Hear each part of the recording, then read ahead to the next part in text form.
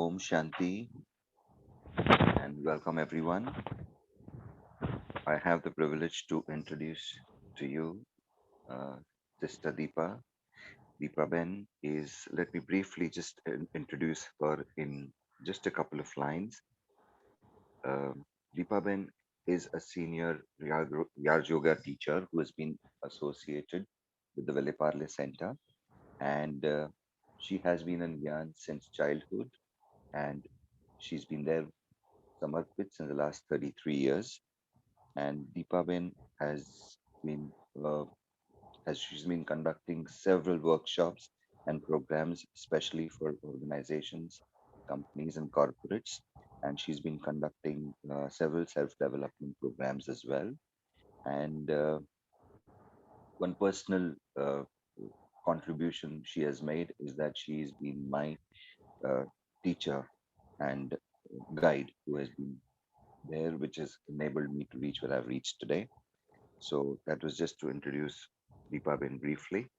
So Deepa Ben shall be sharing with us some excerpts of life of Gulzar Dadi and also sharing her experiences that she's had with Gulzar Dadi. So Deepa Ben, over to you. ओम शांति। I think when जैसे ही हम दादी जी को सुनते हैं, देखते हैं, तो हम सबके मन में बाबा और दादी ये दोनों का अंतर जो है वो समाप्त हो जाता है। वैसे भी दादी जी को हम बाबा वाली दादी कहते हैं। तो हम देखते हैं कि बाप दादा और दादी जी में जो हम अंतर पहले देखते थे या महसूस करते थे, धीरे धीरे समय के अनुसार वो अंतर भी समाप्त हो गया था। और मुझे लगता है मैं जब से इस आध्यात्मिक जीवन में समर्पित हुई विले पार्ले सेंटर में, तो वहाँ दादियों का आना बहुत सहज हो जाता था, क्योंकि बॉम्बे के सेंटर में जुहू सेंटर होने के कारण एरिया, तो वहाँ नज़दीक एयरपोर्ट था। और ये 30-32 वर्ष पहले की बात है कि उस समय सभी इतनी सारी फ्लाइट तो नहीं थी, 1 या 2 एयरलाइन थी, और जो भी जाना आना होता था तो वाया बॉम्बे ही जाते थे। तो इसलिए बड़ी दादी जी, जानकी दादी जी, गुलजार दादी जी, हमारी और भी दादियाँ जो है, मीठी दादियाँ, सभी का आना यहाँ होता था। लेकिन 88 में गुलजार दादी जी का एक बहुत बड़ा सर्जरी यहाँ हुई थी। तो मैं तो 89 में ज्ञान में समर्पित हुई, लेकिन 88 में ही विले पार्ले में दादी बहुत समय तक रहे, 6 महीने से के आसपास, जहाँ दादी जी का एक सर्जरी हुआ था। तो ये पहली बार था कि दादी जी की तबीयत थोड़ी ठीक नहीं थी। सबको पता भी है कि दादी को कैंसर हुआ था, और उस समय दादी का विले पार्ले में आना हुआ। और हम जानते हैं कि कैसे वहाँ हमारे डॉक्टर शुक मेहता निमित्त बने दादी के सर्जन के रूप में, और फिर वह भी बाबा के बच्चे बन गए।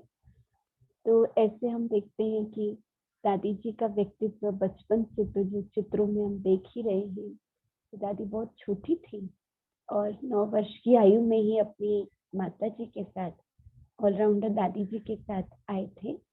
और ऑलराउंडर दादी जी भी यज्ञ की बहुत अनन्य दादी, और दादी का नाम ही बाबा ने ऑलराउंडर दिया था। दादी जी हमारे पूरे ही दिल्ली जोन की जवाबदारी संभालती थी।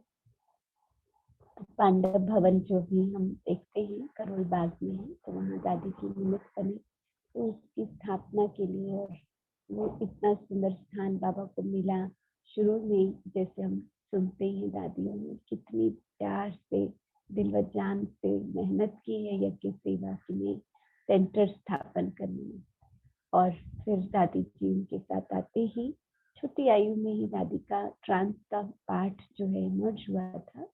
और उसके बाद दादी जो है मम्मा से और ब्रिजेंद्र दादी जी से बहुत समीप रही, उनके साथ ही रहती थी, क्योंकि बाबा उनके द्वारा कई ज्ञान के गुह्य राज खोलने लगे।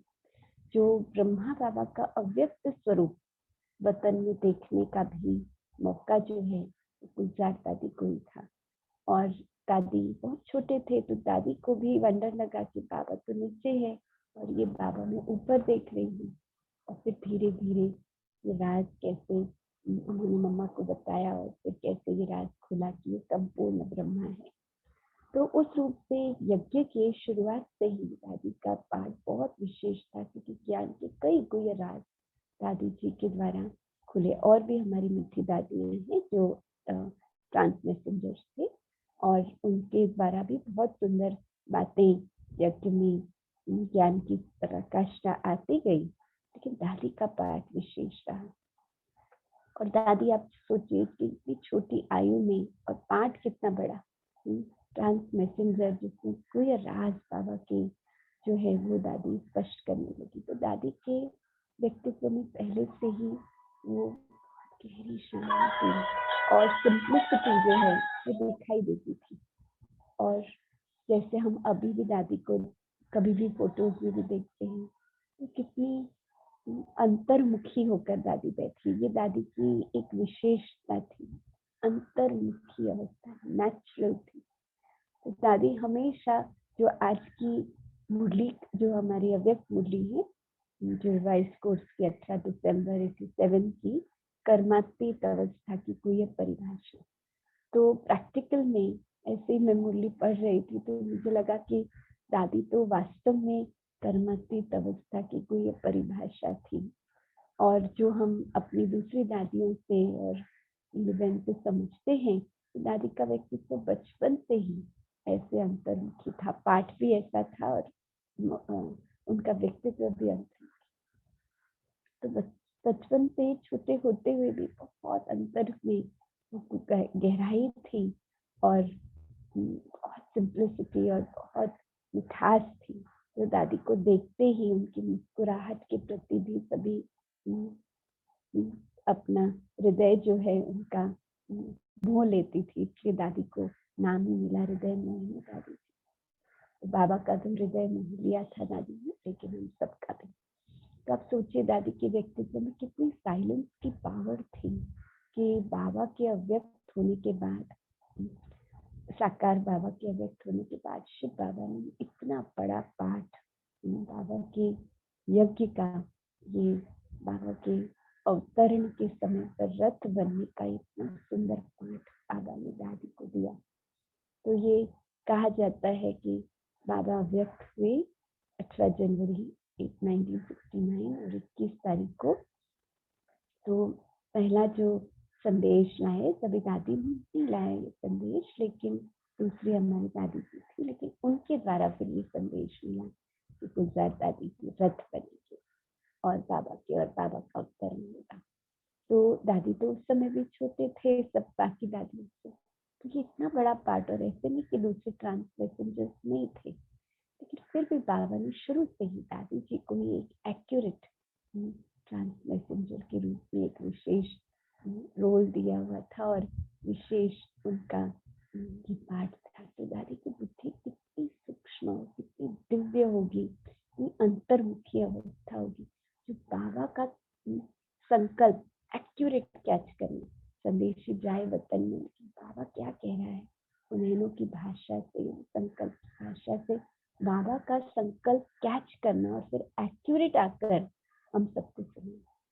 तो ये तो पाठ था ही, और फिर बाबा का पाठ जब शुरू हुआ तो आप सोचिए घंटों, कहा जाता है कि सबसे लंबा बाबा जो बैठे हैं शाम को 6 बजे से लेकर दूसरे दिन सुबह 10 बजे तक, तो इतने समय तक। और जैसे बाबा, तो हमारी सभी दादियों की ये विशेषता है कि दादियाँ बहुत मीठी और सादगी वाली हैं, सभी दादियाँ, और विशेष ये दादी जी की भी ये विशेषता थी। तो दादी जो उस समय शुरू में जब ये पाठ चला है से लेकर, तो उस समय दादी जो जिस कमरे में दादी रहते थे, प्रकाश में दादी जी के सामने का कमरा, और उसमें भी शेयर्ड अकोमोडेशन था। उस समय साधन तो इतने नहीं थे, दादियाँ भी शायद छोटा सा ही कमरा था और अन्य दादी जी साथ में दादी के रहते थे।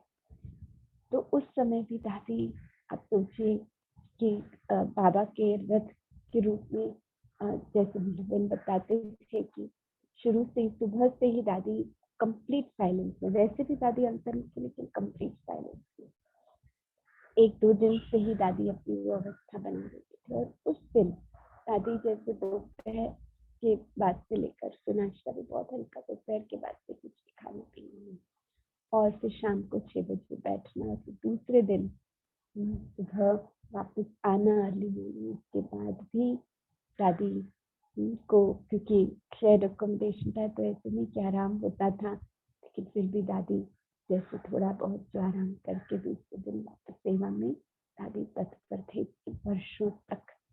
तो उस समय तो बाबा वीक में 3-4 बार आ जाते थे, ऑल्टरनेट डेज, क्योंकि बाबा मिलन के लिए ग्रुप होता था और हर एक बाबा का बच्चा पर्सनली मिलता था।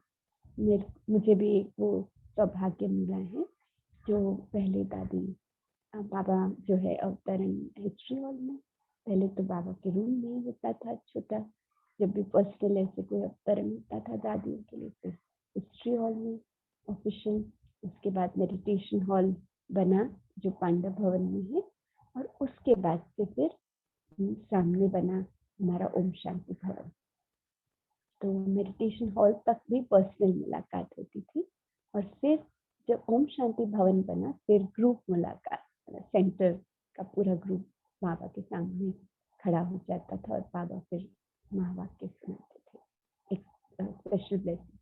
और वो जब वहाँ पूरा हुआ पाठ, नीचे जब शांति बन गए तब से पर्सनल मुलाकात फिर पूरा हुआ, क्योंकि संगठन बड़ा हो गया। तो बाबा इतना समय बैठते थे, तो दादी जी ने शुरू से ही, जो बाबा कहते हैं कि हड्डी हड्डी स्वाहा, तो वो स्वाहा किया था। और कभी भी क्योंकि आसपास तो सेवाएं तो होती थी, दादी वैसे भी दिल्ली जोन के लिए थे ही, तो सेवाएं तो अनेक होती थी। तो बाबा मिलन के समय पर इतना घंटों बैठकर बाबा को दे देना, ये जैसे सौंप देना। कहा जाता है कि दादी को कभी थोड़ा सर्दी हुआ या कोई ऐसी कोई शरीर की अस्वस्थता भी हुई, लेकिन फिर भी बाबा आने वाला है, बाबा आने वाला है, तो शरीर को चाहे दवाई से कैसे भी ठीक करके बाबा के लिए तो दादी को बैठना ही है। ये जैसे दादी ने बुद्धि को इतना बाबा को समर्पण किया था और हड्डी हड्डी बाबा को दे दी, तो इतने वर्ष 50 इयर्स बाबा का पाठ करना, व्रत बनना कितनी बड़ी बात है। और आप सोचिए कि दादी के तन में शिव बाबा और ब्रह्मा बाबा, अव्यक्त ब्रह्मा बाबा, और फिर दादी जी की आत्मा तो है ही, 3 आत्माएं उस शरीर में। तो ये कोई साधारण बात नहीं, परमात्मा अव्यक्त ब्रह्मा संपूर्ण ब्रह्मा था ना, वो भी नंबर 1 आदि देव, उनको भी समाना और फिर आदि को। तो ये बहुत बड़ी एक हम कहें कि अद्भुत शक्ति दादी में थी, लेकिन वो सब करते हुए इतना बड़ा पाठ लेकर के दादी बहुत सिंपल, जब बाबा का रथ है तब स्टेज पर, लेकिन उसके सिवाय हमने देखा कि दादी दादियों के साथ तो बहुत सिंपल, बहुत शांत, क्योंकि प्रकाशमणि दादी जी भी व्यक्तित्व उनका इतना प्रभावशाली था, वो निमित्त थी दादी जी। दादी जैसे कर, दादी ने कभी अपने विचार नहीं दिए या अपनी मत नहीं सुने, जैसे दादी थे। जो भी कभी भी हमने क्लास में देखा कि संगठन में ये दादियां होती, तो दादी हमेशा शांत रहती थी, कभी नहीं अपने विचार रखती थी। चाहे हमारे प्रकाशमणि दादी थी, चाहे हमारी जानकी दादी थी, वो बहुत प्यार से हम सबके साथ हमें रोरियान करती थी, बहलाती थी, और दादी शांति से में नैनों की दृष्टि से हम सबको शक्ति देती है। फिर कई बार जानकी दादी कहती भी थी कि दादी बहुत बोलती है, दादी आप बोलो, आप बोलो। तो भी दादी कहती थी, दादी आप बहुत अच्छा बोल रही हैं, बाबा के इतने सुंदर रतन आप दे रहे हैं सबको, दादी आप। तो दादी का पहले आप दादियों को इतना रिस्पेक्ट देना और बड़ों को रिस्पेक्ट देना, ये बहुत बड़ी विशेषता हमने देखी। मुझे आज भी याद आ रहा है कि बहुत हंसी की बात दादी ने सुनाया था। दादी का एक चित्र है, तीनों भी दादी, शायद आपको कभी ऑनलाइन आप चेक करेंगे तो ये चित्र मिलेगा, जिसमें प्रकाशमणि दादी जी और फिर जानकी दादी जी और हमारी गुलजार दादी जी। तो प्रकाशमणि दादी जी बीच में है, एक साइड में जानकी दादी जी, एक साइड में हमारी आदरणीय गुलजार दादी जी। तो तीनों दादियां हैं। तो वो चित्र था, तो कहा दादी इसमें बड़ा कौन? तो दादी ने कितना सुंदर चतुराई से जवाब दिया। दादी ने कहा बड़ा, तीनों बड़े हैं। दादी ने कहा देखो बीच में वो स्टेटस से बड़े, क्योंकि दादी तो चीफ थे ब्रह्मा कुमारी के बाबा के पास, साकार बाबा के पास निमित्त थे। फिर कहा जानकी दादी जी वो तो उम्र से बड़े, और गुलजार दादी जी वो अपनी लंबाई से बड़े। तो ऐसे ही दादी ने कितना रमणीकता से बात को बच्चों के सामने, हम सबके सामने शेयर किया। तो दादी में उतनी ही रमणीकता थी, लेकिन वो रमणीकता थी साइलेंस में ही व्यक्त होती थी।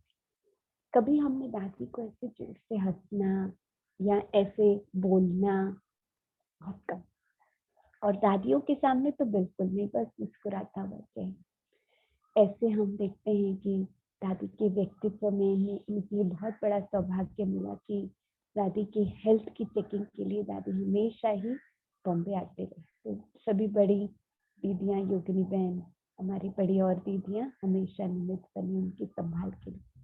लेकिन जब हॉस्पिटल बना उसके बाद वहाँ हॉस्पिटल में रहने के लिए नीलू बहन के साथ ये सौभाग्य मिला।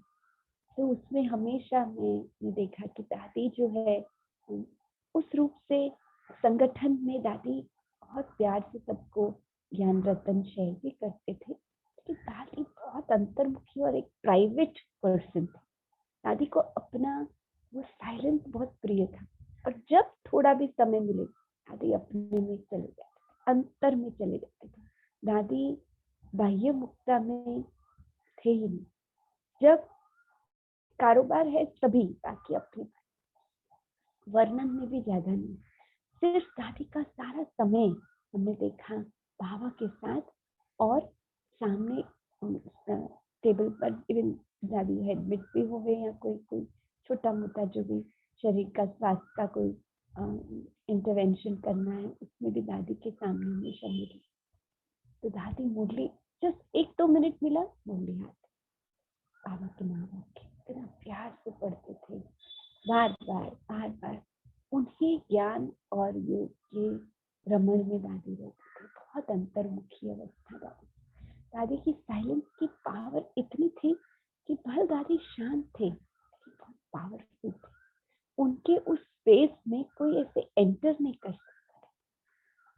आप वहां बैठे भी होंगे तो आप वहां उस स्पेस में एंटर नहीं कर सकते। पावर थी, साइलेंस की पावर। तो उतना ही रॉयल थे, उतना ही अपने में शक्तिशाली। ऐसे ही सहजता से कोई जाकर उनसे बात करे या साधारण बात बोल दे या हंसी की बात बोल दे, साइलेंस की पावर थी। कोई भी उनके सामने कोई साधारण बात ऐसे कर ही नहीं सकता। जो समीप थे नादी, वो तो क्लोज थे, बड़ी दीदियां, कि बाकी कोई ऐसे बात नहीं कर सकता था दादी के सामने, इतनी पावर थी।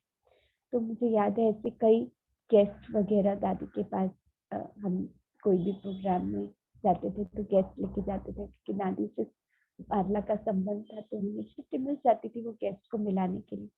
तो मुझे याद है कि बहुत अच्छे बाबा के बच्चे ही हैं, गेस्ट के रूप में गए थे, फिर बाबा के बच्चे बने। तो वो बाबा दादी से मिल रहे थे, तो उन्होंने कहा दादी आप, बाबा जब आपके अंदर आते हैं इतनी सुंदर अनुभव हमको होते हैं। दादी आपकी आंखें बहुत सुंदर है, आप बहुत ब्यूटीफुल है। तो जैसे उन्होंने ये शब्द कहे, तो मैंने देखा कि दादी जैसे कि इतनी न्यारी हो गई। उसके पहले सुन रही थी, लेकिन ऐसे लग रहा था जैसे सुना ही नहीं दादी। वो माना जैसे वो बात उनके कान में पड़ी ही नहीं। दादी तो ऐसे ही उनके चेहरे पर एक्सप्रेशन था जैसे कुछ उस व्यक्ति ने बोला ही, और वो व्यक्ति को भी लगा मैंने बोला था, लेकिन दादी ने कोई रिस्पॉन्ड नहीं दिया। फिर उस साइलेंस में ही उस व्यक्ति को रियलाइज हुआ, उसने कहा कि दादी बाबा बहुत सुंदर है, बाबा कितने सुंदर है, बाबा में कितनी सुंदर है। जैसे जब बाबा की बात कही उन्होंने, भाई ने, तुरंत दादी के चेहरे पर इतनी लाइट आ गई, बाबा तो सत्यम शिवम सुंदरम है। और तुरंत दादी ने बाबा की कोई बहुत सुंदर बात उनके सामने रखी, तो इतना देवभान से न्यारी कि कोई भी उनके बारे में, बल उन्होंने तो कहा कि बाबा के अवतरण के समय पर दादी आप कितने सुंदर लगते हैं, आंखें, बाबा से जुड़ी हुई बात थी। देवभान से 100% न्यारी, जो आज की मुरली करना थी, पर हमेशा इस शरीर के कर्म, इंद्रियों के आकर्षण से न्यारी, और जैसे बाबा के साथ ही, और एकदम न्यारी होकर शरीर के द्वारा करती है, यहाँ बात कर रही है लेकिन न्यारी एकदम, जिसको कहा जाएगा, आज की मुरली में बाबा ने कहा है कि आप अथॉरिटी बनकर इस शरीर से कार्य करें। ऐसे तो दादी बाबा के रथ के रूप में बहुत पावरफुल इंस्ट्रूमेंट बाबा के थे ही, और धीरे धीरे हम देख ही रहे थे कि सभी दादियों की आयु तो बढ़ती जाती, तो दादी की भी आयु बढ़ चुकी थी। तो एक बार मुझे याद है कि कोई कारण से मैं शक्ति कॉटेज में रुकी थी, कोई दादी का कुछ हेल्थ का इंटरवेंशन हुआ था, तो मैं यहाँ से बॉम्बे से ही मधुबन गए थे, तो मैं साथ में गई थी मिलने की, तो वहाँ रहने का सौभाग्य मिला था। दादी भोजन कर रहे थे और नीलूबेन उनको खिला रहे थे। बाहर का रूम, जो बाहर खिड़की है और वहाँ दरवाजा है दादी कॉटेज में, शक्ति भवन में, तो वहाँ बाहर ही बैठे थे। दोपहर का समय था, भोजन खिला रहे थे। अभी वहाँ जो दोनों शक्ति भवन के आगे एक सिक्योरिटी गार्ड होता था, तो उनको कहा गया होता था कि आपको किसी को अंदर भेजना नहीं है, सभी को लगता है दादी को मिले। दादी उस समय ऑफिशियल क्लास में मिलती थी बाबा मिलन के पहले, तो कहा था कि भाई आप बता देंगे। तो उस समय शायद कोई ऐसी माताएं थी, बहुत बूढ़ी बूढ़ी माता थी, 2-3 माताएं, तो वो भावना से वो भाई बोल रहे होंगे, रोक रहे होंगे, लेकिन माताएं भाग भाग के आगे आगे दादी को भोजन कर रहा खिला रहे थे, और तुरंत वो माताएं दिखाई दी, तो नीलू ने तुरंत आवाज दिया और कहा कि दादी क्लास में मिलेंगी, ऐसे करके। तब तक तो सिक्योरिटी वाला आ गया और उनको ले गए। तो दादी ने कहा, बेचारी बुढ़िया थी ना, दादी से मिलने आई थी। तो दादी ने ऐसे कहा कि बेचारी बुढ़िया थी, बूढ़ी माताएं थी, बुढ़िया थी ना, दादी से मिलने आई थी, भावना है ना उनकी। तो नीलू बहन खिला रहे थे भोजन, तो नीलू बहन ने तुरंत एक प्रश्न पूछा, बहुत लाइटली, रमणीकता, दादी आप बूढ़े नहीं हैं? तो मैं पीछे ही बैठी थी, मैं दादी का एक्सप्रेशन देख रही थी।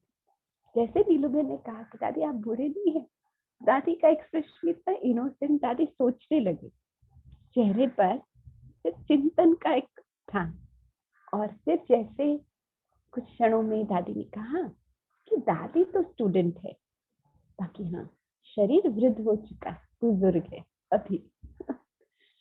तो इतना जैसे फील हुआ कि दादी हमेशा की उनकी स्टेज जो देवभान से न्यारी स्टेज है, कि दादी ने उस समय तुरंत वो रिस्पॉन्ड भी नहीं किया कि भाई, तो दादी को भी सोचने लगा, सोच रहे थे कि जो कहा इसका क्या अर्थ है। दादी बूढ़े तो सोच रहे हैं कि हाँ ये रथ है, अच्छा ये रथ की तो आयु है, हाँ दादी शरीर का रथ जो है वो बुजुर्ग है, दादी तो स्टूडेंट है। तो वो जो एक इनोसेंस और प्योरिटी हमारी सभी मीठी दादियों में हम देखते हैं, लेकिन विशेष दादी जी हमेशा देवभान से न्यारे होने के कारण वो दिव्यता, वो हम कहेंगे पवित्रता, वो सुंदरता, हमेशा वो वाइब्रेशन प्योरिटी की उनसे आती थी। साइलेंस की दादी मूर्ति थी, और इसलिए हम देखते हैं बाबा ने ऐसा सुंदर रथ जो है चुना था।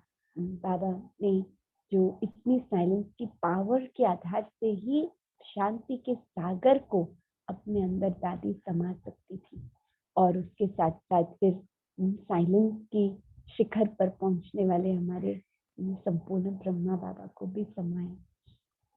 तो दादी का दादियों से भी कितना सुंदर संबंध हम देखते थे। तो दादी प्रकाशमणि दादी जी के लिए भी, जब प्रकाशमणि दादी जी तो बाबा के कोई भी डायरेक्शन के बिना कोई भी डिसीजन नहीं ले रहे, तो दादी हमेशा कोई भी बात होती थी तो वहाँ कॉटेज में फोन करते थे या तो नीलमणि को बोलते थे दादी को कहो ये पूछे बाबा से, ये पूछे बाबा से, ये पूछे। तो चाहे भोजन कर रहे दादी, चाहे थोड़ा विश्राम भी कर रहे थे, दादी से पूछे। तो दादी को अगर आंख खुल भी गई, कहेंगे कौन दादी है, अच्छा जैसे दादी जो सुबह दोपहर शाम कितनी बार बाबा के पास जाना है, और दादी ने कहा मना जाना है। बाबा ने खुद अव्यक्त बाप दादा ने कहा था कि दादी का बाबा के पास आना सहज नहीं है। बाबा जो रस्सी खींचता है वो सहज नहीं, दादी को मरना पड़ता है। ये शब्द थे बाबा के, कि दादी का बाबा का रथ बनना ही कोई साधारण बात नहीं, बाबा के पास आना ये दादी को मरना पड़ता है। तो ये दादी को इतनी बड़ी मतलब जैसे बात है, मरना पड़ता है, लेकिन दादी इतनी सहजता थी। तो उस समय भी बड़ी दादी जो कहे, जब कहे हाँ दादी, हाँ दादी। और दादी ऑफिशियल मैसेज लेकर आती थी, और दादा के डायरेक्शन से ही बड़ी दादी यज्ञ को चला रही थी। जानकी दादी के साथ भी हम देखते थे, क्लास में बैठे हैं तो जानकी दादी कहेंगे दादी आप सुनो। अब दादी एक शब्द कहे, तुरंत दादी उस बात से जानकी दादी को कुछ याद है, दादी जानकी अपनी लहर में कुछ सुनाने लगी। दादी साइलेंस में, पर ऐसे नहीं कि अरे मुझे नहीं बोलने दे रहे, साइलेंस में और प्यार से देख रहे हैं और एंजॉय कर रहे हैं। हाँ दादी आप बोलो, अब बोलो, आप बोलो। रिस्पेक्ट दादी के लिए। तो हमने देखा दादी को, दादियों के लिए हमेशा रिस्पेक्ट, हमेशा अपने को छोटा समझा। ये नहीं कि मैं अथॉरिटी में रथ, अपने को छोटा समझा। दादियां बड़ी, दादियां जैसे। मुझे याद है जब शक्ति भवन में मैं रुकी हुई थी, बाबा मिलन हुआ, उसके बाद दादी जानकी दादी के साथ कॉटेज में आते थे। तो वहां से हॉल से, तो जैसे दादी कॉटेज में आए, दादी जानकी उनको हाथ पकड़ कर ले आए और फिर दादी बैठे थे। तो जैसे ही बैठे तो जानकी दादी ने कहा दादी देखो आपकी कितनी लाइट है। और सचमुच ही बाबा मिलन के बाद तो वो विशेष लाइट होती है। तो मेरी दादी को देख रही थी, जानकी दादी कह रही थी दादी आपकी लाइट है, और सब महसूस कर रही। दादी गुजर दादी को देख रही थी। गुजर दादी ने कहा हाँ दादी बाप आए थे। तो ये नहीं कि हाँ मेरी अवस्था इतनी शक्तिशाली है, मेरे में लाइट दिखाई दे रही है, हाँ मेरा चेहरा इतना सुंदर दिखाई दे रहा है, लाइट माइट दिखाई। बाबा आया था ना, कभी भी कोई भी प्रकार की क्रेडिट को दादी ने नहीं स्वीकार किया। सारा क्रेडिट दादी का।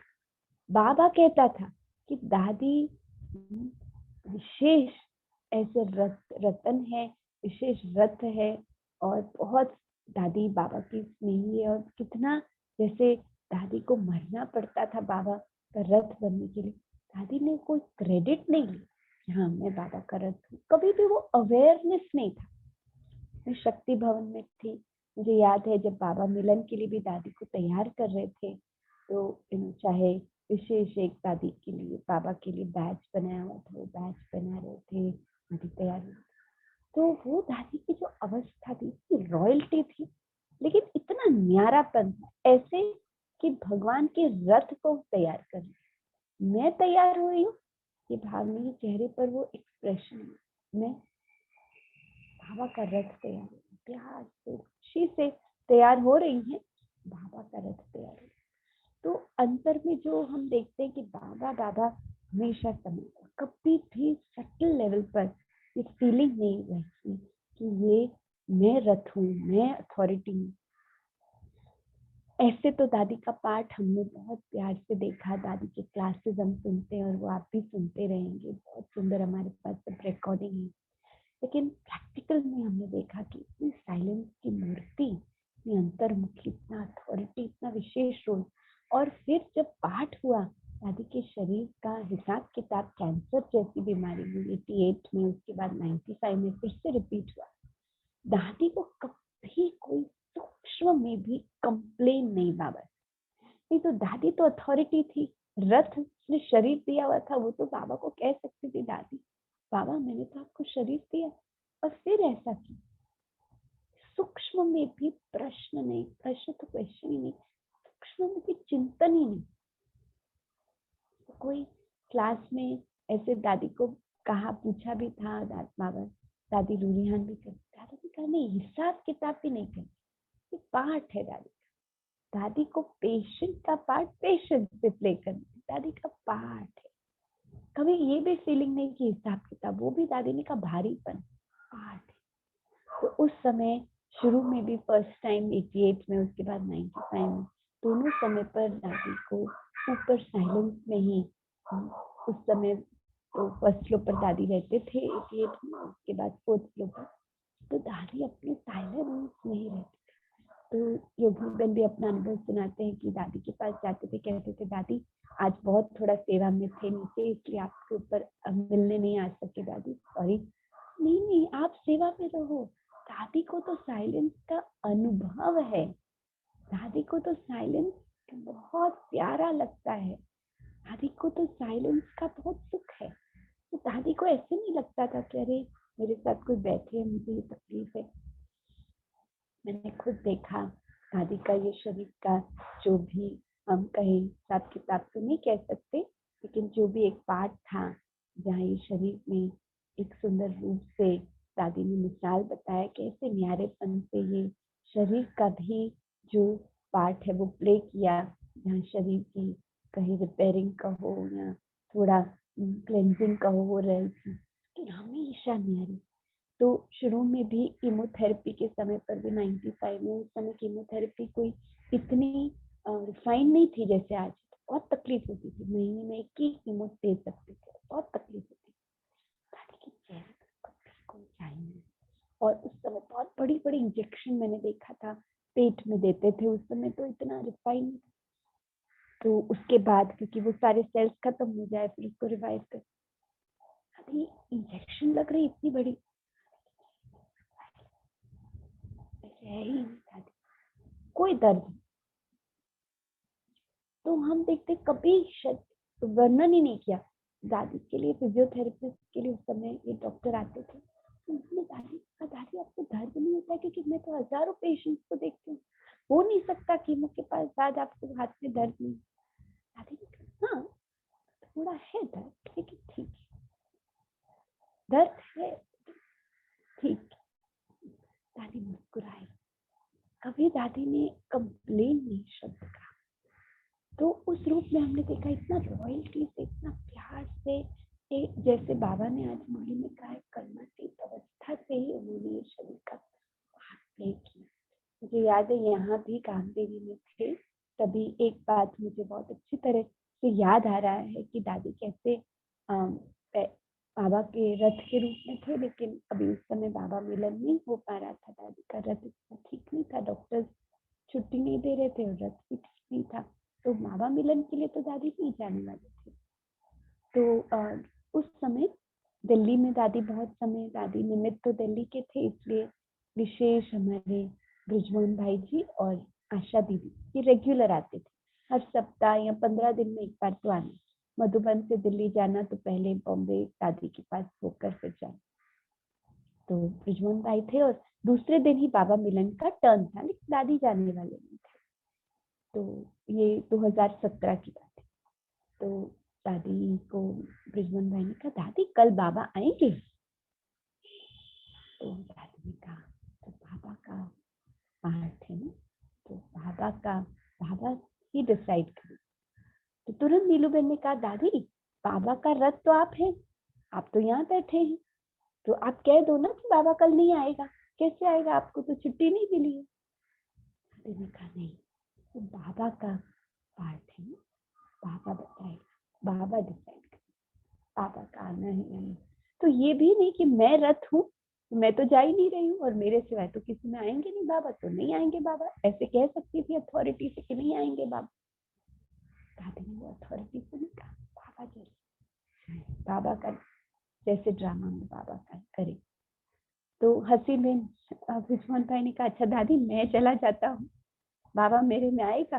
तो मुझे याद है दादी भी मुस्कुराने लगे और फिर दादी ने कहा फिर ये भी जैसे बाबा करे।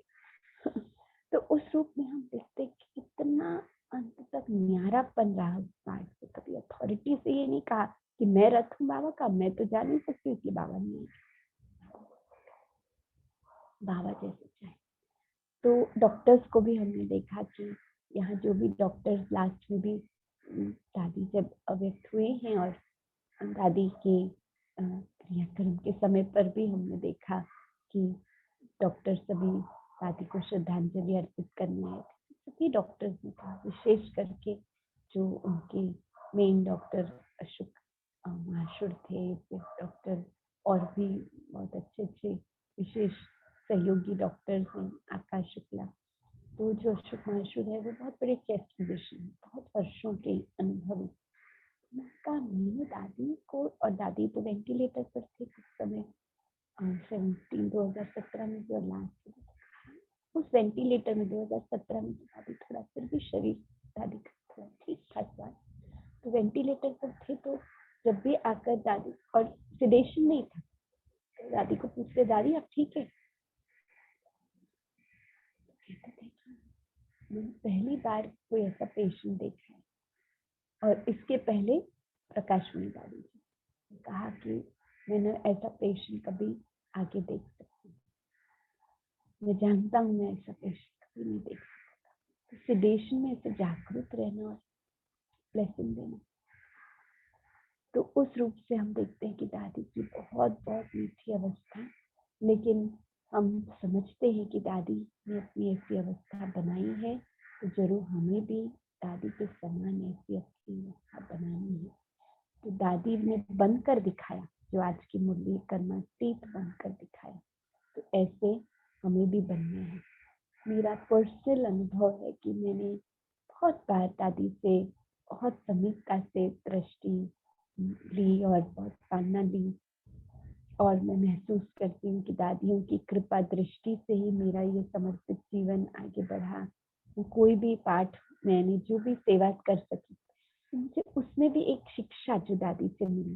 मुझे याद है, एक बहुत अच्छे बड़े विशेष व्यक्ति वीआईपी जिसको हम कहते हैं आए थे, और मधुबन बाबा मिलन के बाद फिर दादी से मिल रहे थे, और वो दादी से मिल रहे थे तो बाबा का अनुभव तो सुना रहे थे, लेकिन मेरे बारे में बार बार कह रहे थे, ये बहन ने कैसे कांटेक्ट किया, तो मैंने थोड़ी महिमा, तो मैंने देखा जैसे वो मेरे बारे में कह रहे थे, दादी के चेहरे पर और न्यारापन, और वो वाइब्रेशन से मुझे जैसे इशारा मिल गया कि ये ठीक नहीं, ये भाई बाबा का अनुभव नहीं शेयर कर रहा है, आपका अनुभव शेयर कर रहा है, आपके बारे में वर्णन कर रहा है, बाबा से उसको क्या मिला, क्या उसको महसूस हुआ, वो तो नहीं शेयर कर।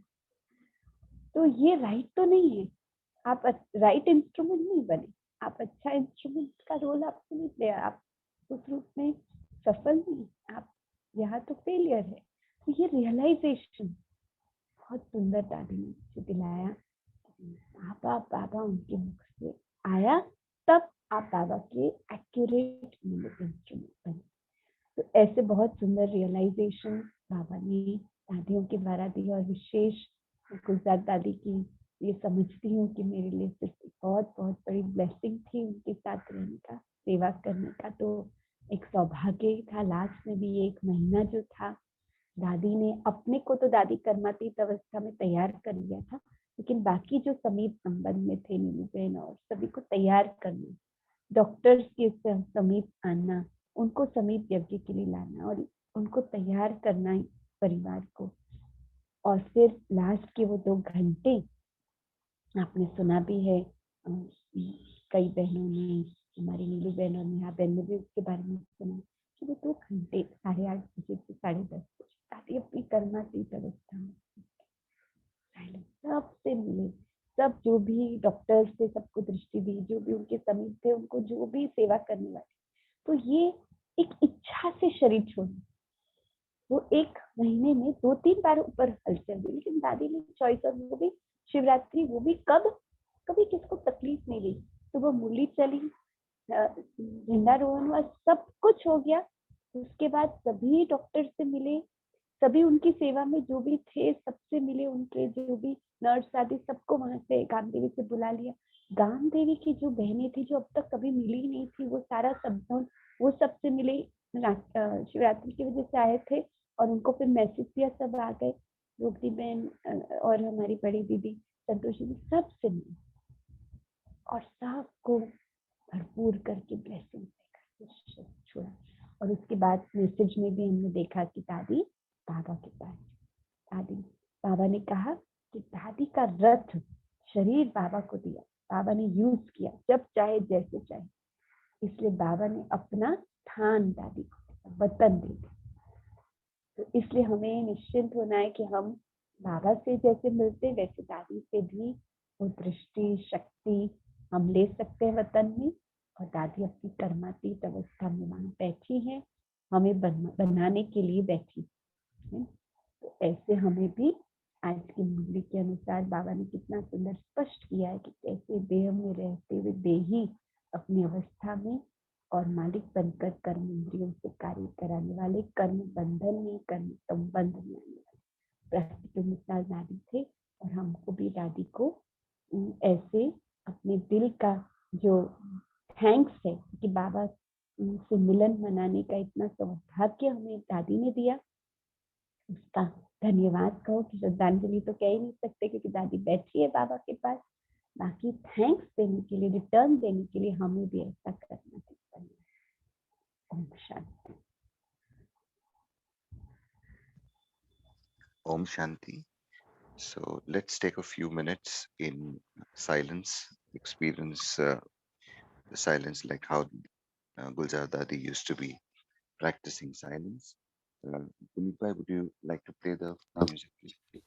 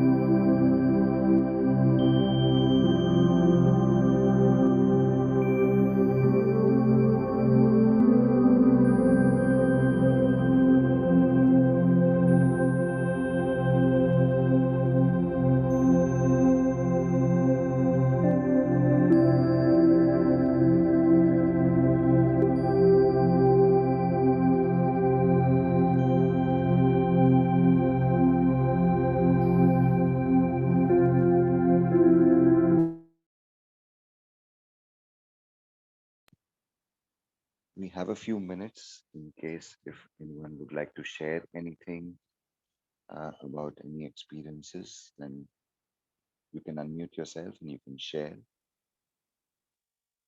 You Om can even Shanti. ask Deepa Ben. Yes. Yeah. Om Shanti, Deepa sister.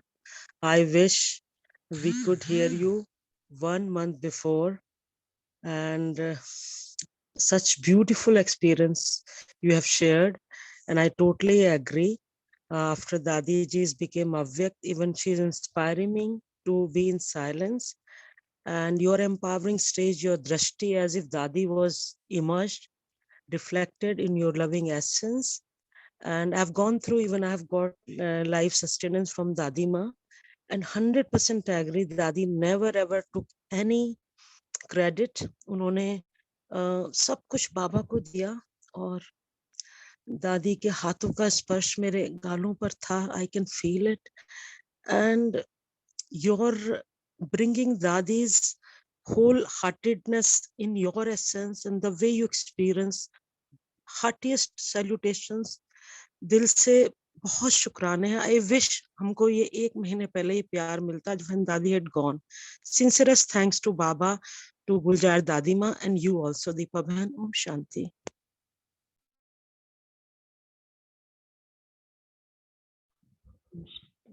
Very beautiful session. Very nice. Gave me strength. Om Shanti.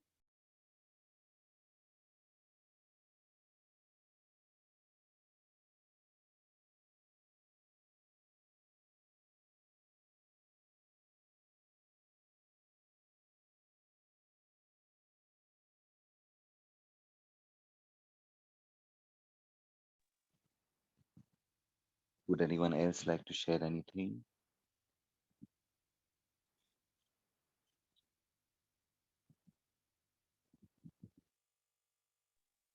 With this session of yours, Deepa Ben, we learned so many things to be inculcate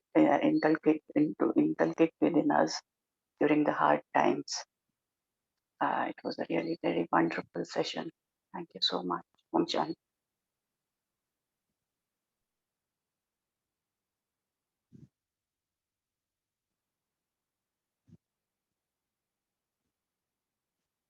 There is a song which is dedicated to Dadi.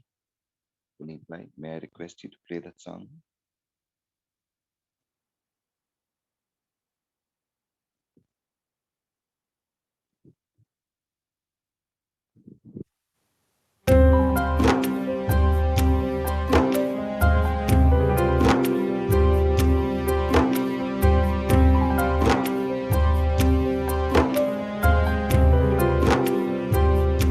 हृदय को मोह कर हम सबके तुम चले गए अंबर के पार।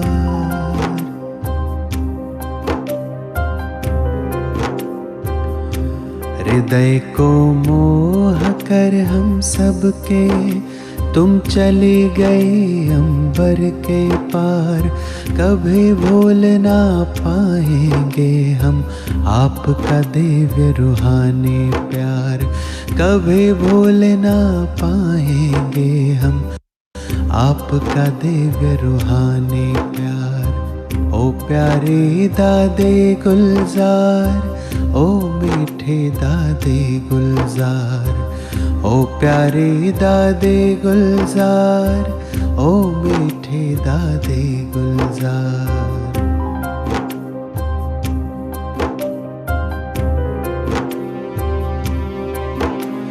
शिव को खुद में समा के तुम हम सबको करते रहे भरपूर। शिव को खुद में समा के तुम हम सबको करते रहे भरपूर।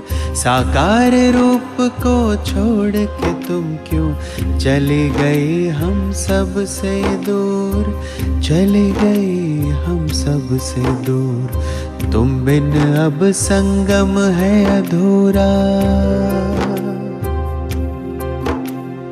तुम बिन अब संगम है अधूरा, कहती है हर अश्रुधार। कभी भूल ना पाएंगे हम आपका दिव्य रूहानी प्यार। कभी भूल ना पाएंगे हम आपका दिव्य रूहानी प्यार। ओ प्यारे दादे गुलजार, ओ मीठे दादे गुलजार, ओ प्यारे दादे गुलजार, ओ मीठे दादे गुलजार।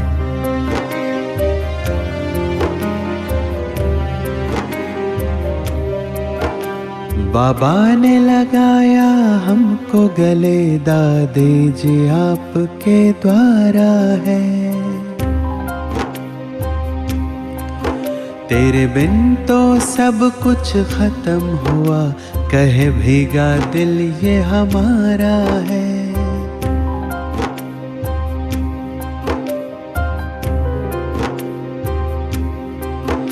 बाबा ने लगाया हमको गले, दादे जी आपके द्वारा है। तेरे बिन तो सब कुछ खत्म हुआ, कहे भीगा दिल ये हमारा है, कहे भीगा दिल ये हमारा है। अलविदा आपका दादी जी, नहीं करता है ये मन स्वीकार। अलविदा आपका दादी जी, नहीं करता है ये मन स्वीकार। कभी भूल ना पाएंगे हम आपका दिव्य रूहानी प्यार। कभी भूल ना पाएंगे हम आपका दिव्य रूहानी प्यार। ओ प्यारी दादे गुलजार, ओ मीठे दादे गुलजार। ओ प्यारी दादे गुलजार, ओ मीठे दादे गुलजार।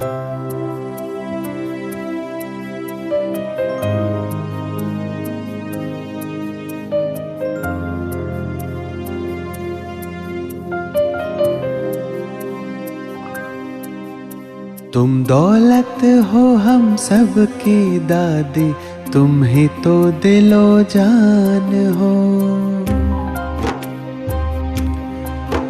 बर्दाश्त नहीं तेरा जाना, हम सब की आप मुस्कान हो।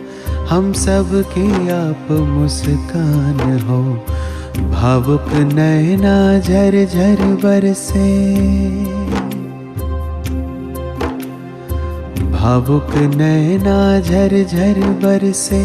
गए आज हम जैसे हार, कभी भूल ना पाएंगे हम आपका दिव्य रूहानी प्यार। कभी भूल ना पाएंगे हम आपका दिव्य रूहानी प्यार। ओ प्यारे दादे गुलजार, ओ मीठे दादे गुलजार। ओ प्यारे दादे गुलजार, ओ मीठे दादे गुलजार। ओ प्यारे दादे गुलजार, ओ मीठे दादे गुलजार। So, as a tribute to Gulzar Dadi, let us take a promise and take a lifetime homework from this moment to practice silence. Man ka maun or mukh ka maun, both the silences, silence of speaking and silence of the mind as well. Being free from vyartha sankalp, anything that is waste, we be free from that and be in the stage of being nyarapan, having nyarapan and being nyara. So let us take this lifetime promise as a dedication, as a tribute to Gulzar Dadi. And before we complete the session, I would request Deepa Ben to do a short meditation, and that also after that in silence we shall exit from the group. Om Shanti.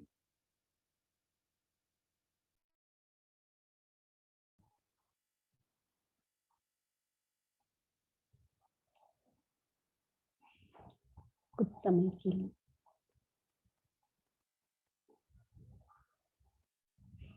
मन बुद्धि को फिर से हम अपने स्वयं की दिशा में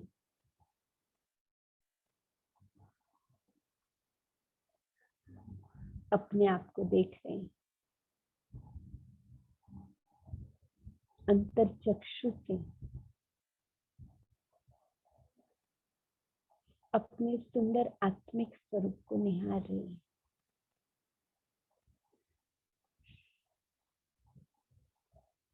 मस्तक के बीच चमकता हुआ ये दिव्य सितारा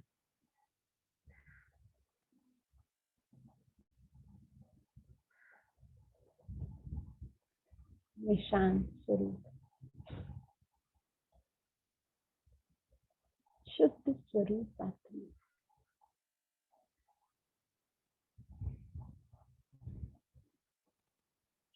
इस स्मृति से मैं आत्मा उड़ चली अपने घर। मन बुद्धि की उड़ान कितनी न्यारी और प्यारी है।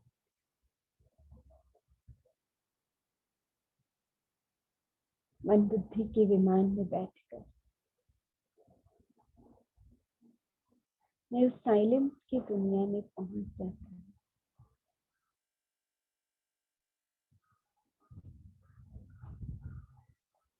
जिस शांति की दुनिया में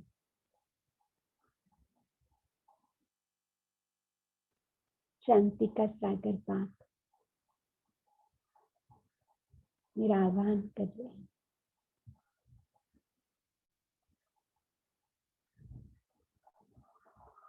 सुनहरी लाल प्रकाश की वो सुंदर दुनिया, मेरा अपना घर, जिसमें पहुंचते ही मैं आत्मा देह की दुनिया से बिल्कुल उपरा हूं।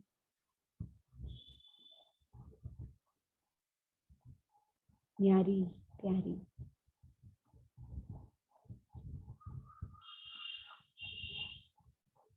ऐसे निर्संकल्प और निश्चिंत अवस्था में बाबा के सम्मुख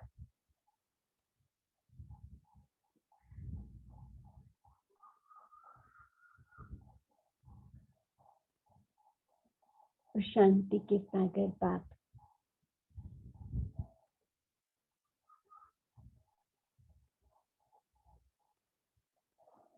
उनकी समीपता ही मुझे अपनी गहरी साइलेंस की अनुभूति में ले जाती। मैं भी अपने अनादि स्वरूप में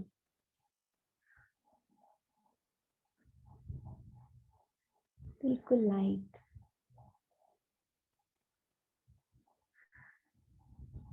सर्व प्रकार के संकल्पों से न्यारी बाप और मैं इसी मिलन की अनुभूति में समाई हूँ।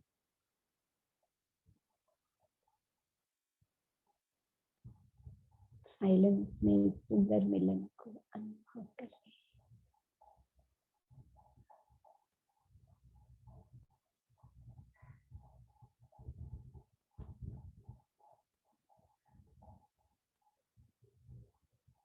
संगम युग पर ये मधुर मिलन सारे कल्प की प्राप्तियों का सुख साधन है।